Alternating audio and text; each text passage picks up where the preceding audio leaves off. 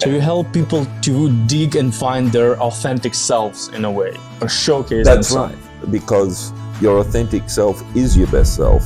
If you're just caring about the other person, they will think, I like this guy. Yeah. And they will ask you what you do. Trying to please everyone is pleasing no one, but what we do want to have in our life is a unique tribe. It's an absolute privilege to be here, and you're right about the Ukrainian personality. It's very poetic, but also you're always having fun, you know, even in this difficult, which is quite like Australians. Hello everybody, welcome to the Be Yourself podcast, the podcast on expressing our true selves. Today I'm joined by Nick Byrne, Hi. who is an international improviser, the owner of Improv ACT School in Australia. Hi Nick. Hi, Sergey. Thanks for joining me. Man, the way we met each other is the definition of improvisation in a way, right? Yeah. I was just crossing down the hall here in beautiful Aloft Hotel, and I saw Nick, and I just stopped and decided to make a connection. And it was so awesome that I found out what he's doing is directly connected to such things like this, like connecting in the most unpredictable way. Tell me about improvisation world and how you've been exploring it and created a business out of it, Nick. Sure. Well, I was always in performing arts, and I guess I was more into music when I first left school, and then musical theatre took over, and then regular scripted theatre took over, and then improvising took over. Okay. And I think why I've stuck with that is definitely this human angle. Yeah. Because we're doing it now. We haven't prepared this interview. Hello. Everybody watching, you're doing it right now. Even if you're just picking up your cup of coffee, you might stumble slightly and have to change what you're doing. So every conversation, every interaction is partly improvised, but we don't learn how to do that as effectively. No one teaches this us in school, right? Yeah. So I teach it for theatre. My advertising says for theatre and life. And that's how it is. And that's what has stuck me with it, because you see people becoming more of themselves every day, more confident every day, and they tell you. So it's a really, really nice soul food as a job, and you feel like you're doing something worthwhile. So you help people to dig and find their authentic selves in a way, or showcase That's themselves. right, because your authentic self is your best self.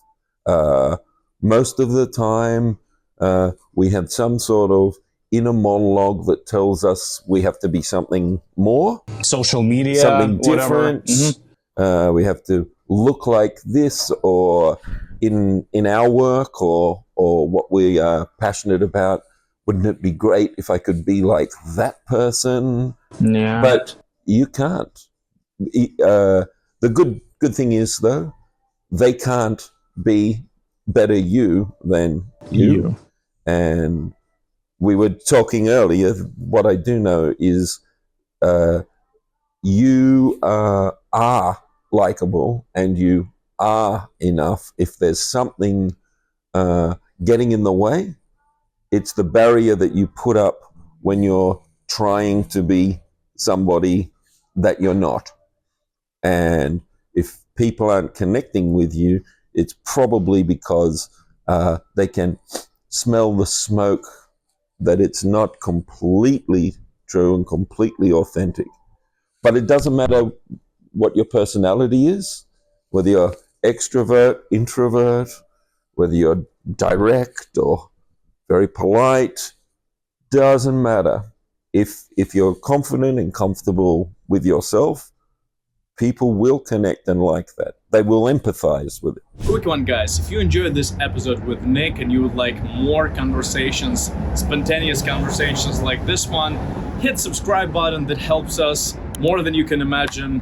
Enjoy the show further, and thanks a lot for your support. I asked Nick earlier, what if your authentic self is not likable? Yeah. To which you said what? Well, pretty much that isn't really the case. Of course, some people connect more than other types of people, but what I said was there are people who have led the worst lives possible, currently going to schools with children and giving talks about their horrible how to past. lead a better life, and all the teachers are sitting around going, oh, aren't they wonderful? And you know what?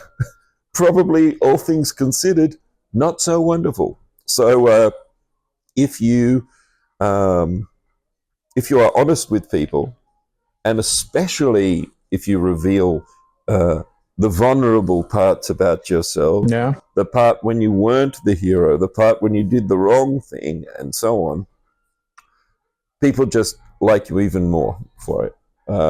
Weirdly enough. Yeah, because you're human, you're real, and they relate to their own life story, and so on. Well, you cannot be liked by everyone. So trying to please everyone, this was what I learned from sales, that trying to please everyone is pleasing no one. But what we do want to have in our life is a unique tribe, right? People who share our values. And by translating your real values, you give yourself a chance to find real, true people, your real connections. That's right. Well, you used the phrase trying to please everyone. No, you can't do that. You cannot. It's just that you simply will please a much higher percentage of the population if you're not trying to. Interesting. That's the thing. If you're just being yourself, it allows them to be comfortable. I'm interested, how do you teach people to be themselves through your coaching, through the improv lessons, and through the business that you run? Yeah, I wouldn't say I'm the standard improv teacher, but there are certainly improv teachers like me. Probably when people think of improv theater, they think... Just one disclaimer, guys. Nick is about to go give a performance in Kiev Pro Theater Club. Kudos to these guys. So you're traveling like crazy. You're going to be in Lviv tomorrow. So Nick is traveling the world and help schools with actors to do improv, right? Just a small remark. Okay. Yeah, that's right. And so most people, when they think of improv theater, they're thinking fast, funny, how can I be clever, and so on. So some teaching styles aren't exactly what I do. You need to impress every single time. It's not exactly true. Which doesn't work, because you will sometimes and you will fail sometimes, more like a stand-up comedian.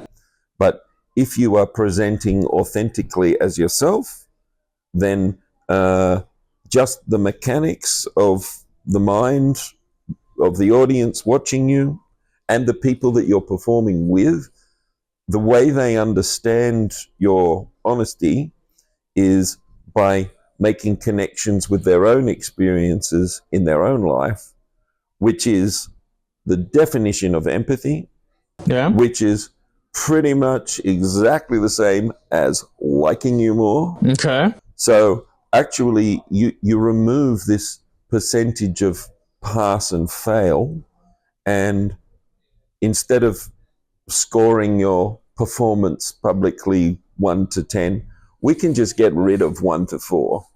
And you might have some performances that are 5 or 6 and some great ones. But if you're authentic, the audience already likes you. And they already like you every time. So you can relax and not have that problem of, worrying about whether it's going to fail or not. It's just going to be okay, or it's going to be great.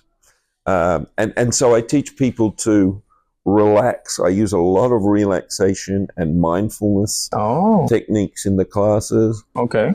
And then when people are relaxed, then I trick them into doing things that they couldn't do, they thought they couldn't do, like sing or do Shakespeare or something like that. And you play with the audience always. Is that what you do during the performances? This performance, I'm using the audience quite a bit. Mm-hmm. In this performance, which is called Inspired, I'm actually proving to the audience that each and every member of the audience is also inspirational. It's just that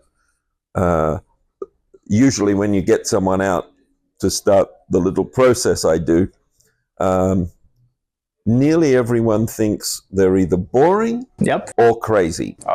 One or the other. Tell me about it. That's what they think. It's an imposter syndrome, man. That's what they think. But the reality is they're all amazing and inspiring.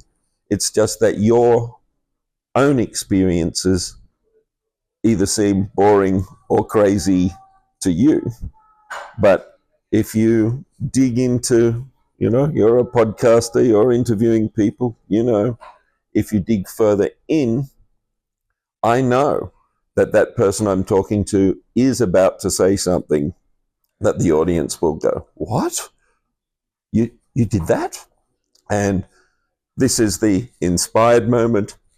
And then I do maybe a scene or a song or a poem or a story or act with them or something for a little while.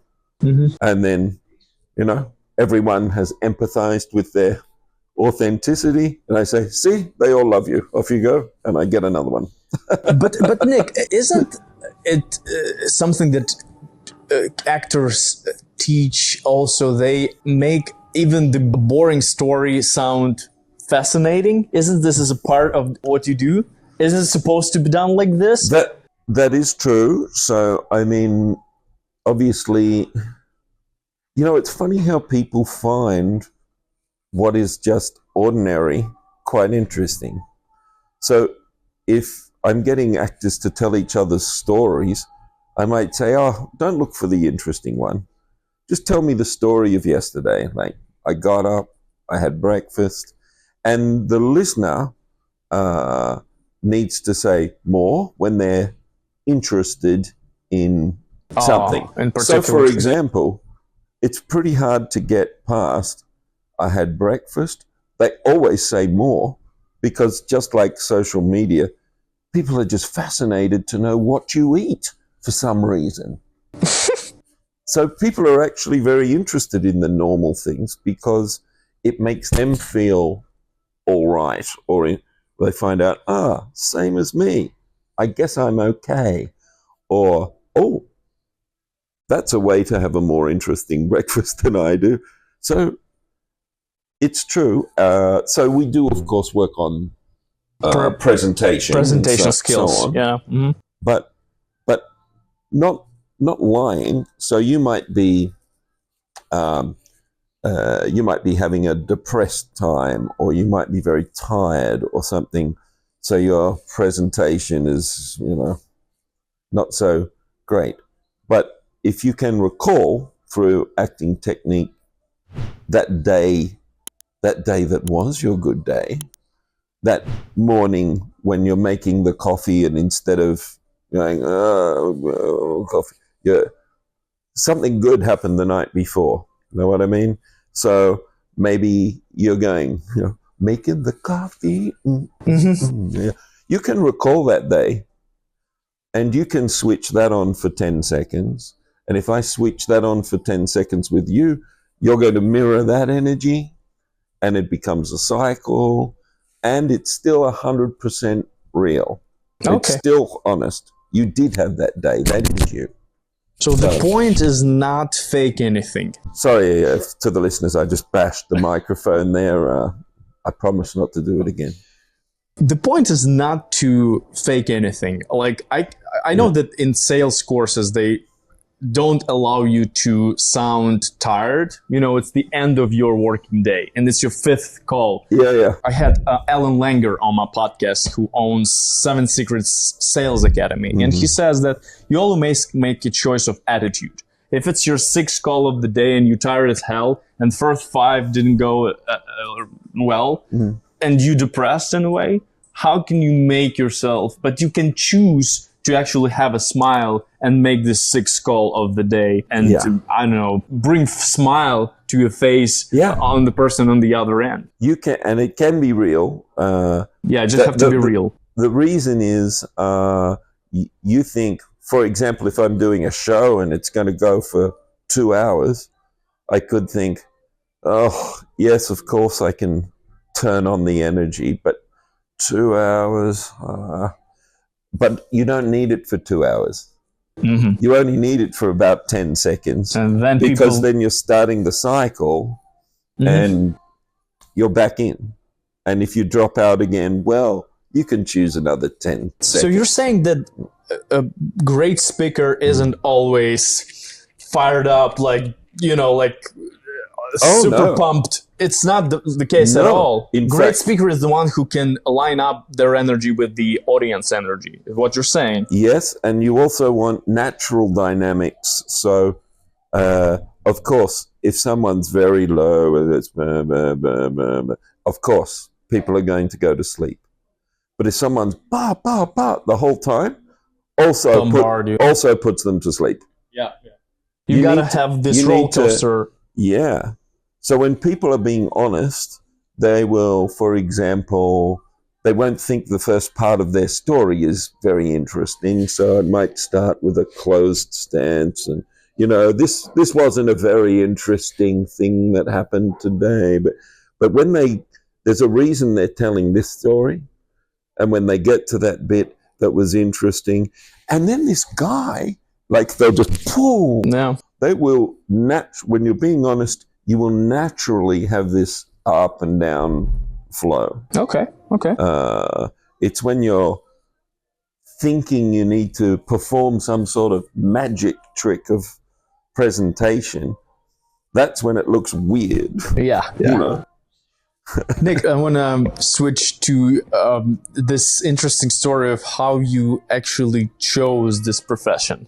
Is there something in your life that preceded this interesting? Because right now, I mean, I'm envy of the life that you have. You travel the world, you connect with amazing people around the world, and you do what you seem to love. Was it always like that, or were you? Was there a transformational moment in your life? There were, I guess, many moments. But for example, I was a professional musician for the first 15 years after I left school. Oh. And I was, at that time, very different days, I was earning above the average income in Australia for 3 or 4 nights a week for 3 or 4 hours. Not bad. No invoices, cash in hand. Here you go. And right? So pretty good job, you would think. Yeah. Who would trade it? It wasn't. I didn't like it that much. Oh, really? It was the same thing over and over, and I would, just like any job, I go, I got to go to work.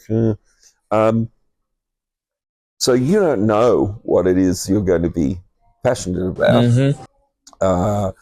So it was already lucky, and then it was theatre, and there was a bit of radio, and this improvisation angle arrived to me. I didn't look for it. A friend of mine started doing it and said, "Oh, why don't you try this with me?" I tried it. I liked it. Yeah.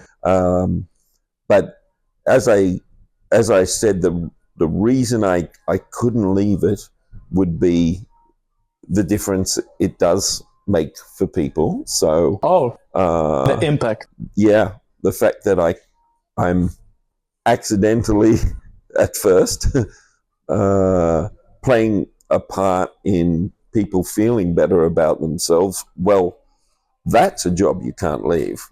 Wow. And in a way, I can connect with on this with you, because I produce this content with the sole purpose of inspiring people and going deep on, the journeys of other people, with other people, and just see the ways how the life can unfold if you just take chances. Yeah. So it's so great. And I'm sure a good day for you is when somebody writes back and says, "Thank you for that podcast. I really feel it's." It makes it just, I don't need Yep. money when I get feedback like that. It just makes it a worthy endeavor. Absolutely. And do you get a lot of... We like a little money because we have rent and But yeah, It's you're not right. totally altruistic. If occasionally you're in some, I like to go to, rich countries and poor. I like to see everything. Mm-hmm. If occasionally I turn up somewhere and somebody says, "I have to tell you, we didn't get people for the workshop," and I haven't got it. Or no, they say we haven't got the money actually. No. Then I usually say, "But I can still do the workshop, right?" You want to do the workshop. Right. Yeah. No, just don't cancel the workshop. Don't cancel the workshop. This is such a game changer to understand that what you're doing is fulfilling by itself, and it's not predicated on the number of people who come to your show or who watch my YouTube video. So, but they will come. You know what I mean? Eventually, if you're just being honest and yourself. Yeah, that's right. If it's real and you're passionate and you have to do it and you've got to be yourself, that becomes attractive. Really, no exceptions to this rule. If you persevere, if you're consistent and do this enough, and you just put your real self out, sooner or later people will notice you. As long as it's really your passion.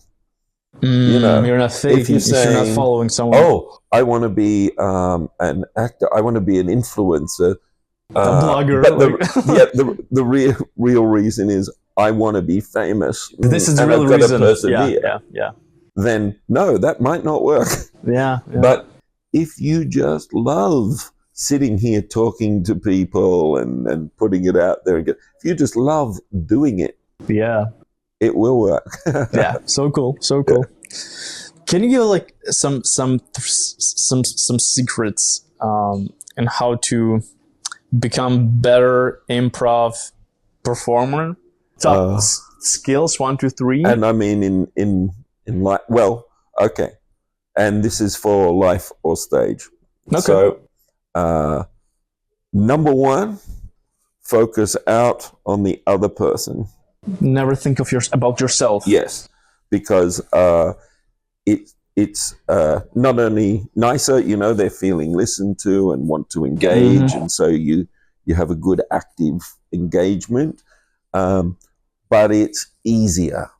So if I'm on stage and I have something in my hand as a prop and I drop it, then I'm thinking, did the audience see that?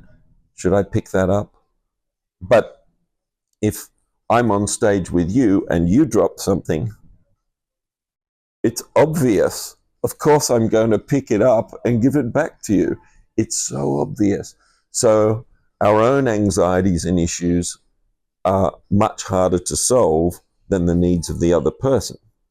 So if 2 performers are both concentrating out on the need of the other one, it's easy. And you don't have to go back in here and doubt yourself. It's not part of the issue anymore. And in real life, the application of this rule would be in conversation or in business dealing of any sort. Think of your real counterparty's interest. Yes. Think what they want to know. Think the way they want to. Maybe the volume of voice, maybe it's not comfortable for them if you talk too loud, right? If the person is pretty quiet. So think of the other party. Yes. You'll achieve any agenda you have by not going straight to the agenda. Okay. if at all. You probably won't need to. If you're just caring about the other person, they will think, I like this guy. Yeah. And they will ask you what Yeah. you do. They will ask you They what want to buy what you from you. want. Okay, what's the second rule? That's the first one. It's an old, obvious improv cliche. The Americans would say, yes, and. I heard about this one. It doesn't mean I have to agree with you with the content of what you say. It means I accept that your offer that you've just made is valid, it exists, and I'm going to use it in some way. So, for example, if you open the front door and there's a monster with firearms at the front door, you're not going to say, yes, come on in. That would be a lie. You would, in fact, accept that offer by going, no, no. So it doesn't mean literally saying yes. It means taking account of what you've said to make my next offer. Okay.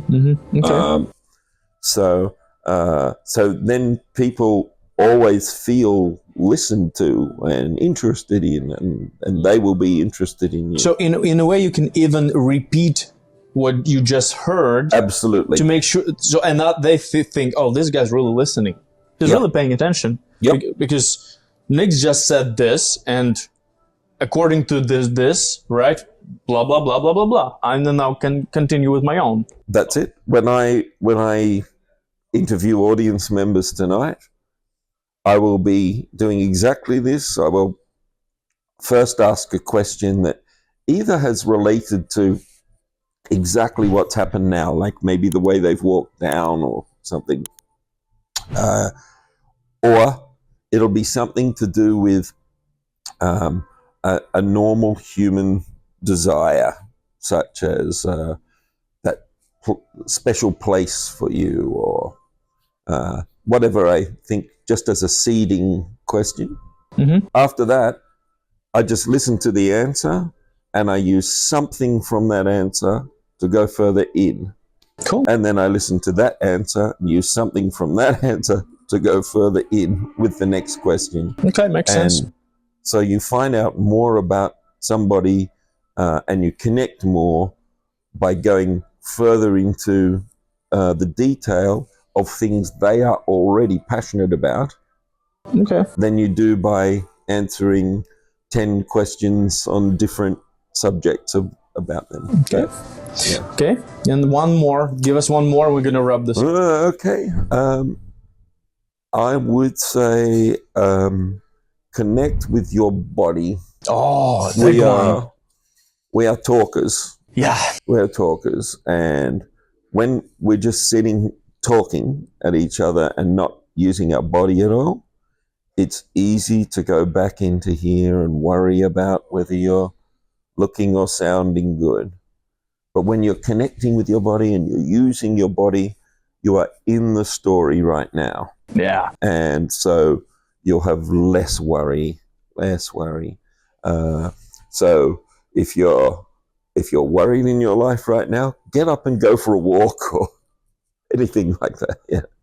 Nick, the thing that you said to me off the record when we met was really, really touching, because you said that so many actors or so many people opting not to come to Ukraine right now. Oh, yeah. However, we keep our life. We keep living our life.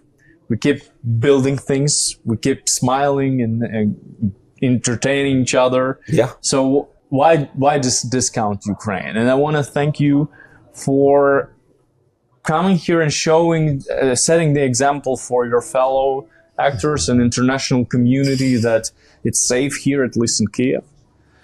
And we really want to invite everybody to come here and share their knowledge. And yeah, any word, any message that you want to leave a Ukrainian audience, an international audience with? It's an absolute privilege to be here, and you're right about the Ukrainian personality. It's very poetic. Yes. but also you're always having fun, even in this difficult, which is quite like Australians. Yeah, really. Easy fit. We're an easy fit. So I think, in the darkest times, we find humor, helps keep us going. Absolutely. So it's just a pleasure to be in the company of Ukrainians. And I might say that most countries I go, but You mean it. not every country has the same personality, national personality. So there's that, and I mean, for the international, and it's also a privilege to feel that I can do whatever little bit I can do, because you guys, you're taking one for the team here. It's quite right what your president says, and so on. That it's for everyone. Yeah. This is for all of Europe and so on. So okay, there's not much I can do, but I can come and do what I do, and at least give my friends and colleagues a hug and make everything like normalized a little bit. And to the international audience, have you seen this hotel I'm staying in? It's about half the price of if you were staying in your country, probably. Full buffet breakfast, man. And A lot of fun. no one else is coming to do this. It's No a competition. It's a long bus ride, but that's it. It's pretty safe. Do I look worried? And everyone appreciates you coming so much. So come and do something here. Get yourself some soul food. Mm-hmm. I hit the microphone. It's okay. It's okay. And the whole thing has just been a joy. Thank you, man. This was a blast. Absolutely. You're looking for a quality video production provider?